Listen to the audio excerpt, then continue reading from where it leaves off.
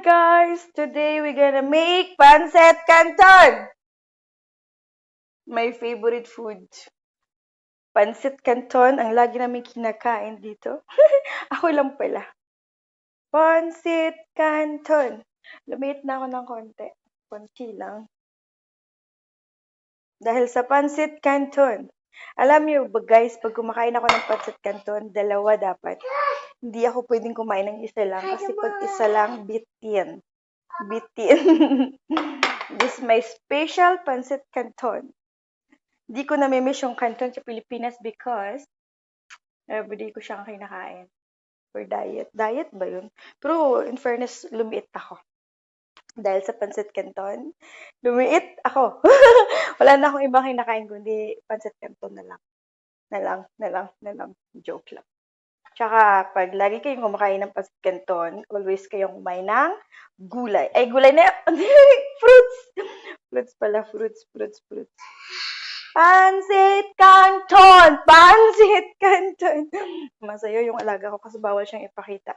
Ito naman yung gagawin ko ngayon ay spicy para sa akin. Ito kasi yung kay Omar sa alaga ko. Ito yun. Ito yung gagawin ko for me. Hot and spicy pancit canton. Ayan, nagpapakulo na ako ng tubig. Yan. Tapos, naglalagay na ako nito.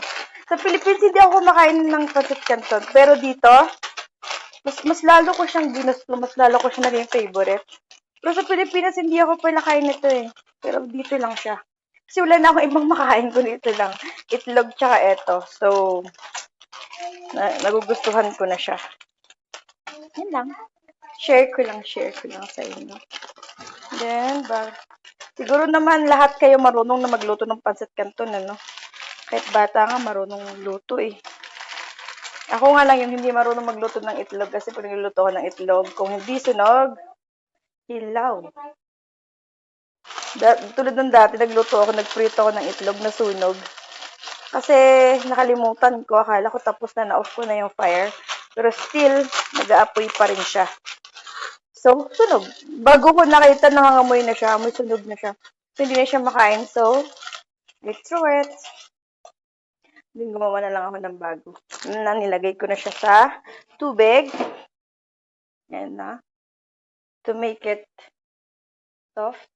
Yan. Palambutin natin. Tapos, lagyan natin sa plate. And then, put a seasoning. Alam ni Ate Minga yan na my favorite is pancit canton. Alam din ni Idol Jason. Ang favorite ko ay pancit canton. Lahat sila ay alam nilang pancit canton yung favorite ko. Ayan. Pancit canton! Mukha na akong canton. Yung hair ko is pancit canton na rin. Yusef, don't make noise. Ayan. Pancit canton! Wala akong magawa ngayon eh, kaya gumagawa ko ng pancit canton. Habang nagre-record ako. Walang magawa sa buhay. Yan na siya. Ayan, pancit canton. Then, lalagay natin sa strainer para kumalambot na siya. I-strain natin siya. Sa lahat dyan, alam mo ba kung ano yung pinaka-favorite kong pagkain sa lahat ng hindi nakakailam?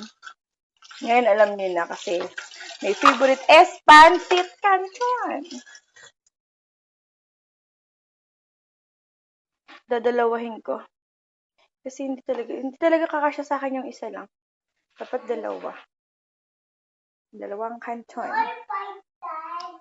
Ayan na. Ayoko rin siya ng masyadong malambot. Kasi para siyang noodles na pag malambot na siya. Gusto ko parang medyo matigas na konti. Hindi naman yung matigas na parang hilaw. I think I'm gonna leave for 10 minutes eh. 10 minutes ba? Yan, para masarap siya. Masarap.